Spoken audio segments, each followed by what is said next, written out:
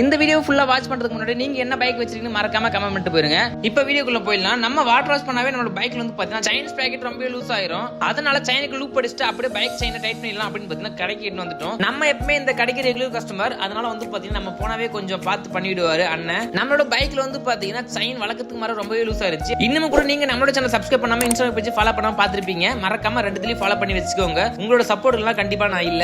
நம்ம விரைவில் ஒரு லாங் ட்ரிப் அடிக்க போறோம். அது வந்து எந்த இடம்னு சொல்ல விரும்பல. சோ அது கொஞ்சம் சீக்கிரட்டாவே இருக்கட்டும். நம்ம அந்த நேரத்துக்காக வெயிட் பண்ணிட்டு இருக்கோம். சோ விரைவில் வந்து பாத்தீங்கன்னா மிகப்பெரிய vlog எடுத்து போடுவோம். ஒரு நாள் நான் யாருன்னு காட்டுவேன். உண்மையா நம்மள சப்போர்ட் பண்றதுக்கு யாருமே இல்ல. பட் நான் நம்மள கலாய்க்கிறதுக்கு மட்டும் ஊர் கூட்டி வருவாங்க. இது ரியாலிட்டிங்க.